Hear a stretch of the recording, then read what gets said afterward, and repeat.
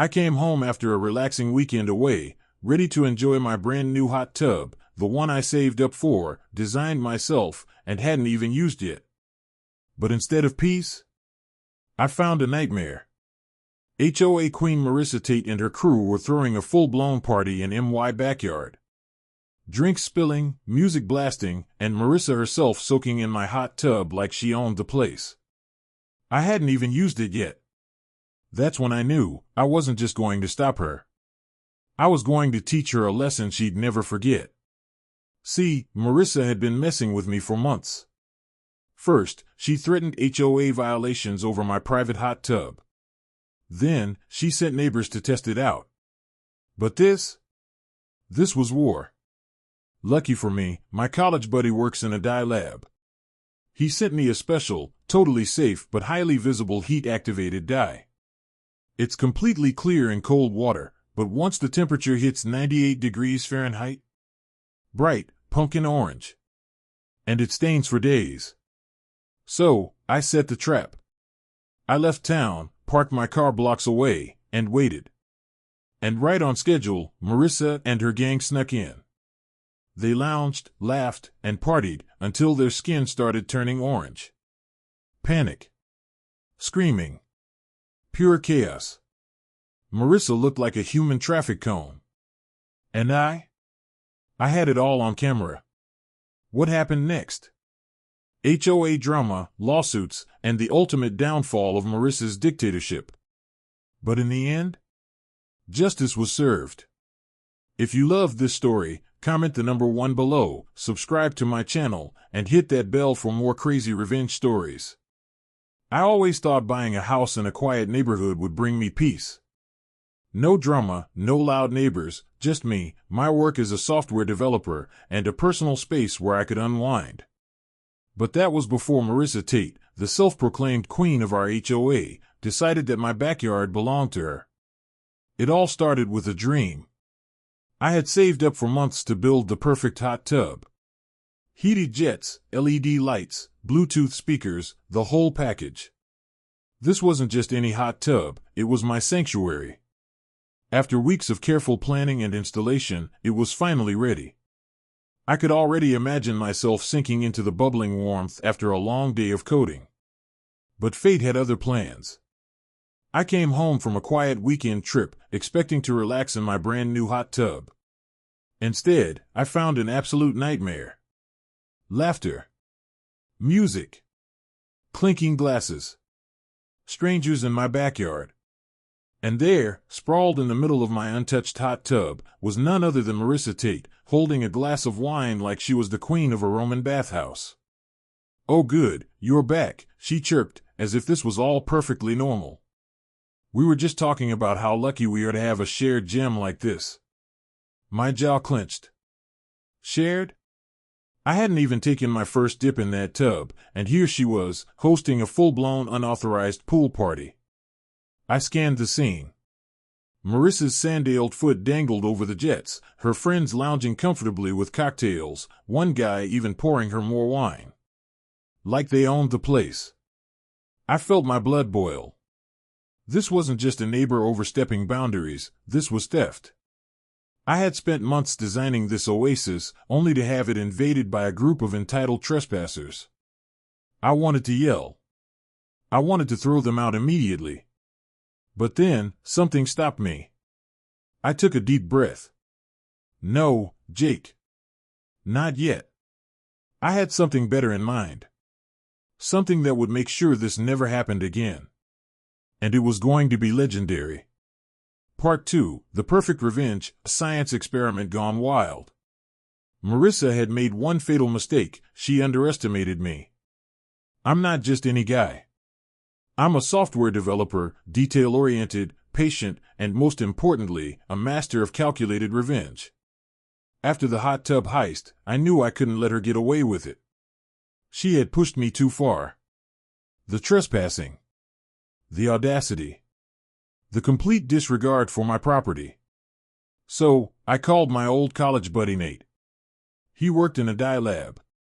When I told him my plan, he laughed so hard he almost choked. "Dude, I've got just the thing. A few days later, a package arrived at my doorstep. Inside was a vial of a completely invisible, odorless compound, harmless in cold water, but the moment it hit 98 degrees Fahrenheit, it would turn into a vivid, impossible to remove orange stain. Perfect. I spent the next day preparing. I parked my car 2 streets away to make it look like I was gone. I posted a fake vacation photo on social media. And just to bait Marissa even further, I left a beach lotion bottle on my porch. It was too easy. By 3:47 p.m., my security cameras caught them in action. The gate creaked open. Marissa strolled in like she owned the place, followed by her usual group of freeloaders, Lydia, Greg, and a couple of others. They set up like it was a planned event, fairy lights, a Bluetooth speaker, snacks. Then, Marissa slid into the tub, closed her eyes, and sighed like she was in a luxury spa commercial. And then, it happened. 5 minutes in, Todd, one of the guests, looked down at his arm. His brow furrowed. Is this normal? A second later, Lydia screamed. Her legs had turned bright, neon orange. Marissa bolted upright, water sloshing everywhere. Her chest and arms were a citrus nightmare. Panic exploded. What is this? They scrambled out, slipping on the wet ground, flailing like neon flamingos. Some grabbed towels, but it was too late. The dye had already set in. They would stay orange for days. And me? I sat back and watched it all unfold on my security cameras. Justice had been served. Marissa tried to fight back. She filed an HOA complaint, claiming I had chemically assaulted her and her friends. But I came prepared. At the HOA meeting, I calmly placed my survey permits, security footage, and Nate's safety documents on the table. The board sat in silence as the video played, Marissa breaking in, throwing her party, and then turning orange. Evan, a quiet board member, finally spoke. Wait, you broke in? Marissa stammered. It was for community bonding. No one bought it. Her complaint? Thrown out. And then, the real downfall began. An anonymous tip, totally not from me, led to an audit of the HOA funds. Turns out, Marissa had been siphoning money for years, padding expenses, faking vendor payments, stealing thousands. When the news broke, the neighborhood chat exploded. Memes of Marissa the traffic cone flooded social media. Someone even wrote a poem about the orange overlord. Desperate, she threw a picnic rally to regain support. But my friend Tina, a county inspector, shut it down for missing permits. With no way out, Marissa quit.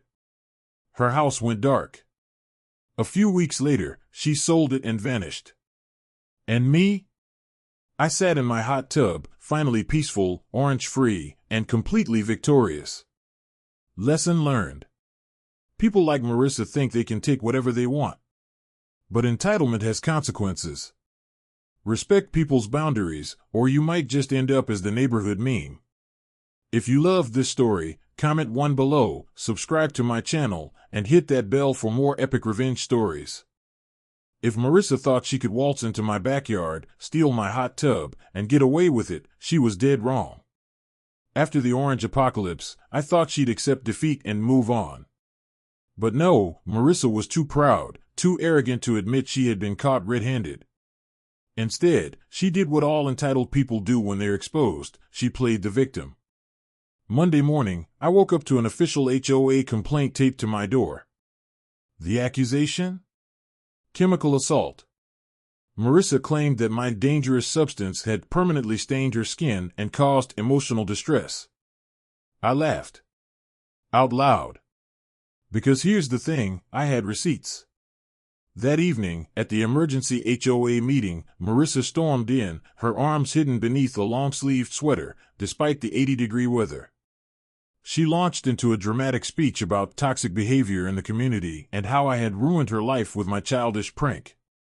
Then I calmly reached into my bag and pulled out my ultimate weapons. My survey permits, proving my hot tub was 100% legal. A copy of the HOA rules, which confirmed I was not required to share my hot tub. The security footage. The room fell silent as the board members watched the video, Marissa breaking into my backyard, partying in my tub, and then losing her mind as she turned bright orange.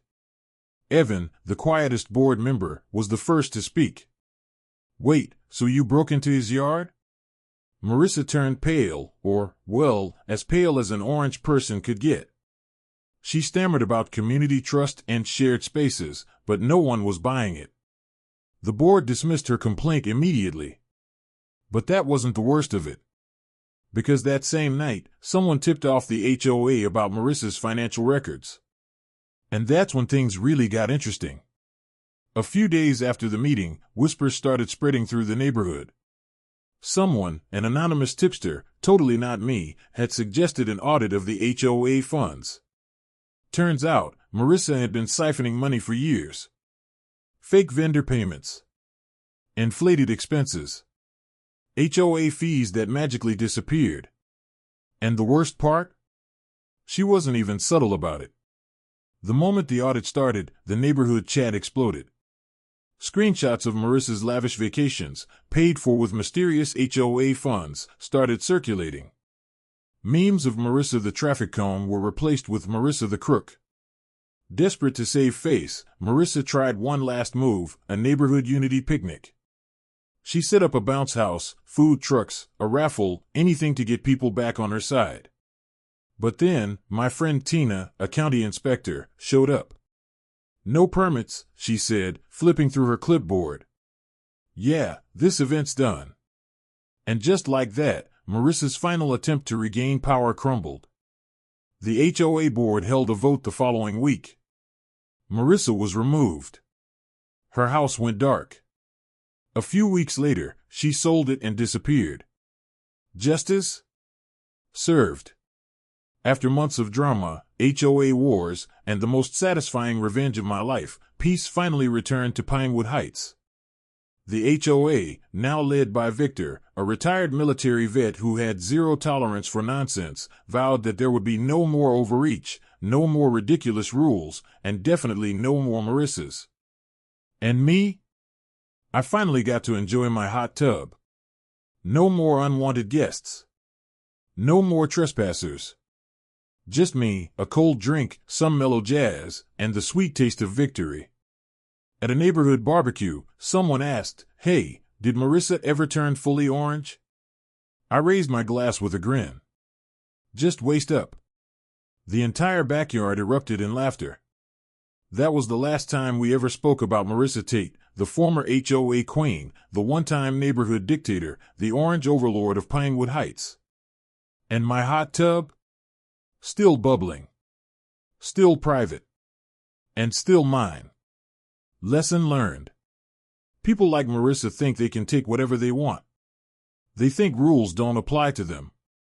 They think they can manipulate, steal, and control others without consequences. But entitlement always comes at a cost. And sometimes, that cost is turning into a human traffic cone. If you loved this story, comment 1 below, subscribe to my channel, and hit that bell for more crazy, satisfying revenge stories.